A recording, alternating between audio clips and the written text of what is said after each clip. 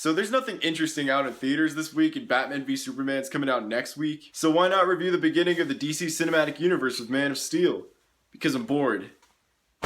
And why not? Man of Steel is directed by Zack Snyder, who's pretty much a veteran when it comes to visually stunning movies. You know, movies like Dawn of the Dead, 300, and Watchmen, and at some point in his career he made this pile of crap. But 2013 came along and it was his time to come into the big leagues. It was announced that he was going to be rebooting Superman after 33 years of really nothing working out for the Man of Steel. And this is supposed to be the beginning of a franchise of movies soon to come. So a lot was riding on this movie to work. Anyways, this movie is essentially an origin story about Superman, and come on, you know Superman. And that gets into one of the things I really appreciated about this movie. It gives you substance about Superman that I honestly didn't expect to see in this movie. Cause you think to yourself, he's the Man of Steel. What's so interesting about a guy who could pretty much do anything imaginable? This movie showed me a lot. It shows us the backstory of Clark Kent and what he has to struggle with because of the fact that he's not from Earth. So he gets bullied, he gets pushed around, and go through these tough situations because of the fact that he can't show the world his secret yet. And his planet exploded with his birth parents on it. The guy's had a tough life. And with all honest opinion, the most positive thing I could say about this movie is that Henry Cavill is a perfect Superman. And I know that's a big statement, but when you look at this guy, he just looks like Superman. But it's not just the look he has down, he has a great performance to back it up in this movie. I love how this character was brought to life. I love the fact that he was a person and not just some all-powerful god who was pretty much perfect at everything. And he has that Superman personality. He wants to be a good guy, but he struggles with it because so many people push him around. He gets freaked out and excited when he starts flying for the first time in this movie, because that would be the reaction from everyone who grew up on Earth and doesn't see that type of stuff. Overall, almost everyone in this movie gave out a good performance. Amy Adams was good, Diane Lane gave an emotional performance. Kevin Costner, in my opinion, gave the best performance in this movie as Jonathan Kent. He's the father that raised him. He's the man who helped him through his childhood with all his struggles he needed about these powers that he had. And really, Kevin Costner just gave a great performance overall. Russell Crowe as Jor-El did a great job too. He was awesome as the Kryptonian dad of Superman. And now that I bring up Krypton, I just need to say how much I love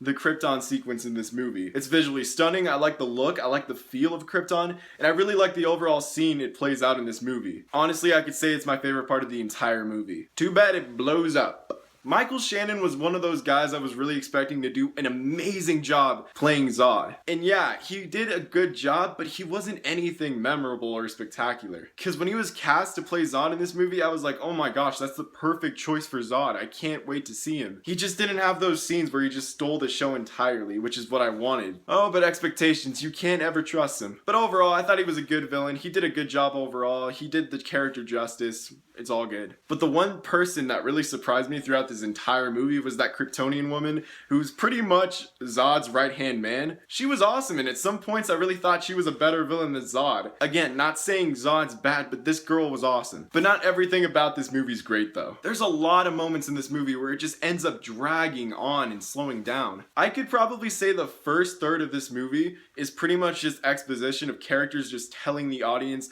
oh, this is how that works, this is how that works. I love Amy Adams more than the next guy, but most of her big scenes really didn't interest me at all from anything else in the movie. And again, it makes the movie a bit slower, and this isn't a perfectly paced movie, by the way. The chemistry between Clark Kent and Lois Lane never really clicked for me. It just seemed like they ended up together because she's Lois Lane and he's Clark Kent, and they're meant to be together. And now the one thing that really splits everyone about this movie: the action. Visually, it's beautiful. It's stunning. And like I said earlier, Zack Snyder's known for this. He puts a lot of beautiful visual effects into his movies. And the first time someone really lands a punch in this movie, it's so exhilarating and it feels like such a rush. And then it never stops. I could really say that the last third of this movie is all explosions and non-stop action, and I wouldn't be exaggerating because that's pretty much what it is. Now, I love explosions and people punching each other in the face, but when your movie feels like it relies on it, it just turns boring and tedious. For example, if you're at a buffet, you get a plate of food, right? You bring it back to the table, you eat that plate, you go back for more. You're not just gonna go out and get a plate